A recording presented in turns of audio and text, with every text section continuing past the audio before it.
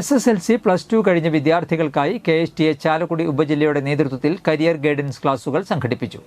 Kodakara higher secondary സ്കൂളിൽ നടത്തിയ class Kodakara ഗ്രാമപഞ്ചായത്ത് പ്രസിഡന്റ് അമ്പിളി സോമൻ ഉദ്ഘാടനം ചെയ്തു.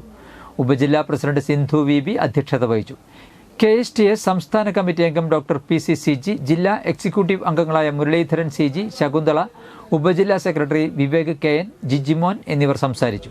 കമ്മിറ്റി അംഗങ്ങളായ ഡോക്ടർ നിധീഷ് ഗോപി, ശ്രീമോൾ, ഷീലാകൃഷ്ണൻ, ഡിനീത് എന്നിവർ സന്നിഹിതരായിരുന്നു. ഉപരിപഠനത്തിൻ്റെയും തൊഴിൽ സാധ്യതകളുടെയും വിവിധ മേഖലകൾ പരിചയപ്പെടുത്തിക്കൊണ്ടുള്ള 3 സെഷനുകളായാണ് ക്ലാസുകൾ നടന്നത്. കരിയർ ഗൈഡൻസ് ഫാക്കൽറ്റികളായ ഷീല, ബൈജു ആന്റണി, റഷീദ് എന്നിവരാണ് ക്ലാസുകൾ നയിച്ചത്.